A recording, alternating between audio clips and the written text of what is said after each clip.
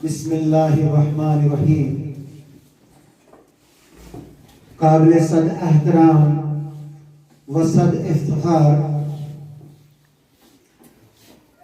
Higher secondary school मंडी से आए हुए मेहमान खुसूसी लेक्चरर रिस्पेक्टेड मनीर साहब,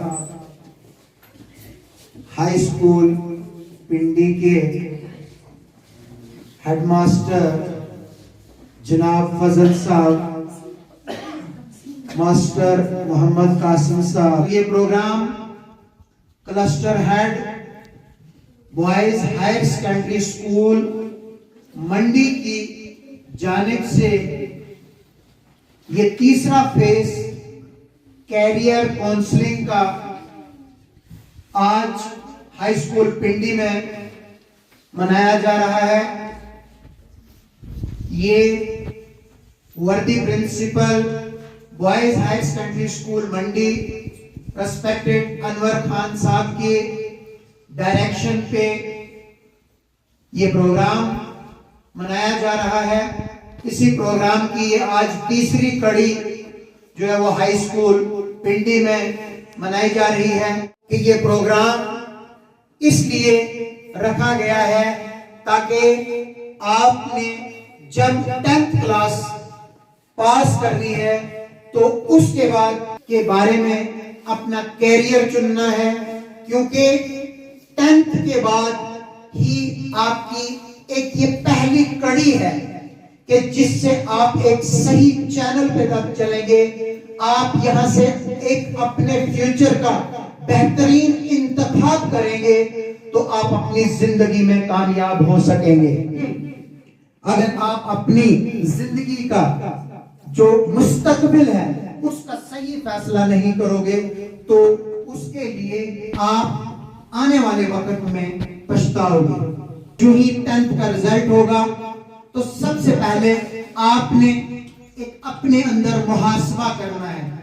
क्या मुहासबा करना है कि मेरा किस फील्ड में इंटरेस्ट है, क्योंकि इंसान उसी काम में कामयाब होता है जिसमें उसका इंटरेस्ट होता है। यहां सितम ज़रीफ़ी ये है कि जो ही बच्चे पास होते हैं और पेरेंट्स बिना सोचे समझे, बिना अपने बच्चों के इंटरेस्ट को जाने, उनको बिल्कुल कह देते हैं कि आप जाके मेडिकल सब्जेक्ट रखो जी, आपने डॉक्टर बनना है, आपने मेडिकल पढ़नी है। तो बच्चे का इंटरेस्ट नहीं पूछा जाता कि वो किस में इंटरेस्ट रखता है, क्योंकि बहुत सी फील्ड है, खाली मेडिकल में जाके ही सक्सेस नहीं है। आपका हर काम, आपका हर इंटरेस्ट जिस भी फील्ड में वो आपको सक्सेस की तरफ ले जा सकता है। लेकिन देखना यह है कि जिस काम में आपका इंटरेस्ट है उस पे आपको महारत कितनी हासिल है, आपका स्किल कितना है कि उसको कामयाब क्या कर सकते हो। और वही स्किल कामयाब हो सकता है जिसमें आपका इंटरेस्ट है, क्योंकि आप अपना 100% उसको दोगे। मैं आपको यहाँ 2-3 मिसालें दूंगा, वक्त की किल्लत है कि ऐसी मिसालें हमारे पास हैं कि जिन्होंने अपना सही कैरियर चुन के वो इतने सक्सेसफुल हो गए कि उतना सक्सेसफुल अगर देखा जाए तो एक बेहतरीन और एक बहुत बड़ा ऑफिसर भी उतनी अर्निंग नहीं कर सकता। मैं आपको एक कश्मीर के नौजवान की यहाँ बात सुनाऊंगा जिसका नाम रासिक सलाम डार है। आपने हो सकता है YouTube पे देखा होगा, या क्रिकेट के जो शहनाई हैं वो इसके बारे में जानते होंगे। रासिक सलाम डार एक कुलगाम का होनहार बच्चा है जिसने क्रिकेट में जो है वो अपना पूरा वक्त सर्व किया। उसका इंटरेस्ट क्रिकेट में था।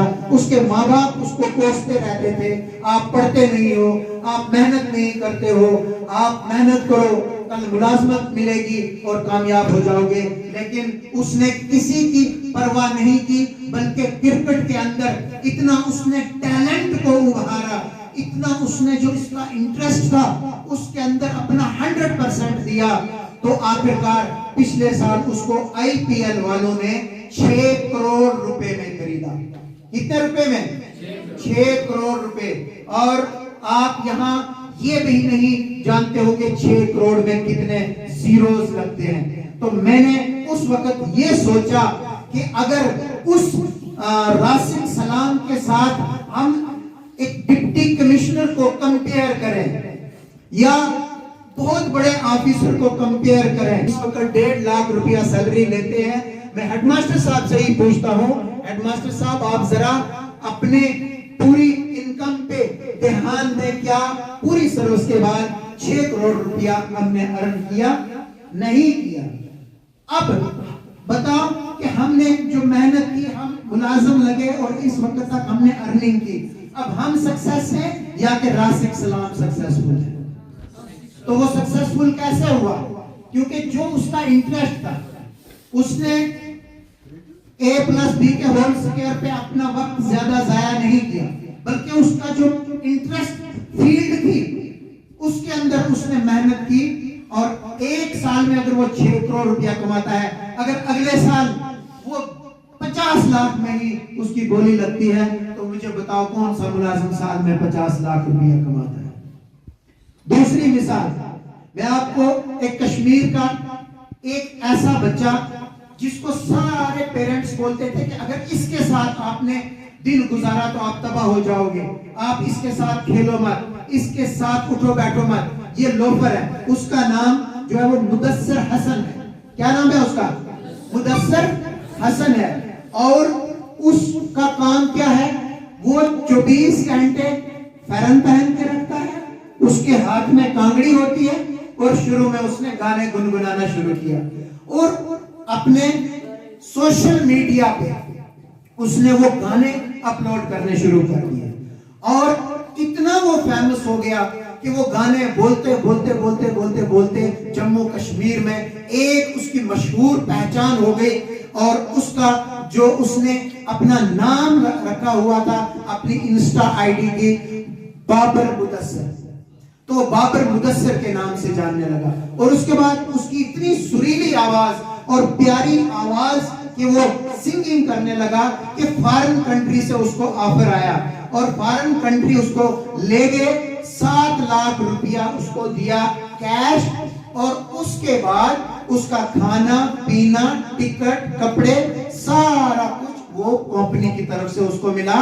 और वो सिर्फ एक दिन गया, दूसरे दिन वहां उसने प्रोग्राम किया, उसी कांगड़ी में, उसी फैरन में, वही टोपी, वही मुदस्सिर जिसको कल तक क्या बोलते थे, ये लोफर है, इसके साथ बात नहीं करनी है, इसके साथ चलना नहीं है। तो वही मुदस्सिर तीसरे दिन 7 लाख रुपया लेके कश्मीर लौटता है। और उसके बाद कश्मीर के अंदर जो भी शादियों के प्रोग्राम होते हैं, जो भी प्रोग्राम होते हैं, और उसको बुलाते हैं। और आज वही लोग जो उसको उसके साथ खड़ा रहना पसंद नहीं करते थे, आज उससे ऑटोग्राफ लेने के लिए तरसते हैं, आज उससे वक्त मांगते हैं कि हमें इससे मुलाकात करनी है। तो अगर वो एक महीने में 3 प्रोग्राम करता है तो कितने लाख रुपए बने? 21 लाख। अगर वो 10 ही साल प्रोग्राम चलाता है तो वो भी 3, 4, 2.5 करोड़, उससे ज्यादा पैसा कमाता है। तो मुझे बताओ कौन सा मुलाजिम जो है वो अपनी रिटायरमेंट पे इतना पैसा लगेगा? मेरी फील्ड सही कहा है। और उसके बाद डॉली चाय वाले के बारे में तो सर सभी जानते होंगे। आज तक आपने देखा बस स्टैंड पे जो चाय बेचने वाले आज से 20 साल पहले थे, आज वही है, वही 10 रुपए की चाय बेचते हैं। ज्यादा से ज्यादा उन्होंने अपना मकान बनाया होगा, लेकिन वही एक डॉली चाय वाला है, आज बनाता चाय है।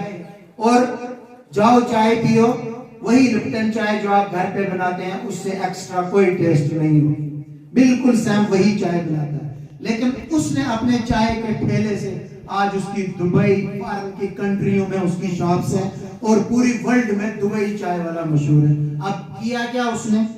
बस उसने अपने टैलेंट को सामने लाया। क्या टैलेंट है? पतीला वहां है, गैस वहां है, वो यहाँ आके ऊपर से उसमें दूध डालता है, सभी लोग देखते हैं। और उसकी जब चाय बनती है तो वो अपनी चाय में वो ऐसे ऊपर उठाता है अपने दूध की थैली को, और यहां से उस पतीले में दूध डालता है, वो दूध नहीं गिरता। और उसका टैलेंट देखने के लिए लोग आते हैं। तो आज वो करोड़ों में खेल रहा है और बहुत से लोगों को उसने कारोबार दिए।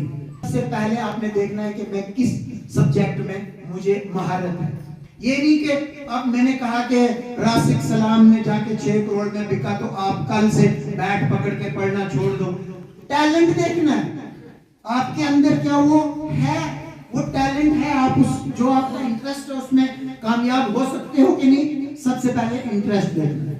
उसके बाद आपने 11th में सब्जेक्ट चूज करना है। अगर आप चाहते हो कि मैं मेडिकल फील्ड में जाऊं, अपने फ्यूचर को देखना है, तो मेडिकल फील्ड में जाने के लिए क्या मेरे अंदर वो टैलेंट है कि मैं साइंस पढ़ सकता हूं, क्या मैं साइंस को जानता हूं, क्या मैं इसमें सक्सेस हो सकूंगा, तो फिर आपने साइंस रखनी है। अगर आपका माइंड है कि मुझे डॉक्टर बनना है, आपका माइंड है मुझे इंजीनियर बनना है, तो फिर आपने medical, non medical, mathematics choose करना है।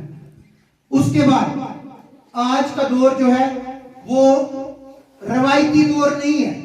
रवायती दौर समझते हो ना, 10th पास की, 11th 12th, part first second, BA, MA, graduation, तो इससे आपका कुछ मसला हल होने वाला नहीं है। आपने उस फील्ड को चुनना है ताकि आपको कल गवर्नमेंट के सामने हाथ ना फैलाने पड़े कि हमें नौकरी दे दो। इंफॉर्मेशन टेक्नोलॉजी का दौर है आज।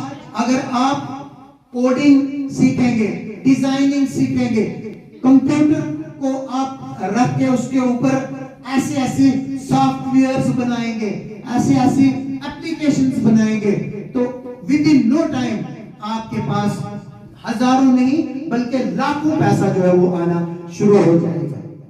इसी तरीके से आपने क्या करना है, पहले चुनना है अपना कैरियर, अपना subject according to your interest. उसके बाद आपने हार्ड वर्क करनी है। क्या करना है, हार्ड वर्क करनी। ये नहीं कि शॉर्टकट कट्स योर लाइफ, कि शॉर्टकट से कभी भी बंदा कामयाब नहीं होगा।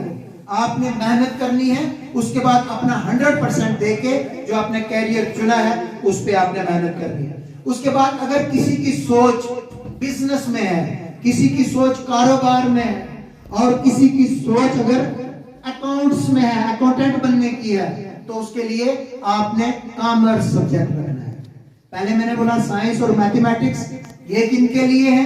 अब उसके बाद अगर आपने बिजनेस चलानी है तो कौन सा सब्जेक्ट रखना है, कॉमर्स रखना है। अकाउंट्स में आना है तो कौन सा सब्जेक्ट रखना है, कॉमर्स रखना है।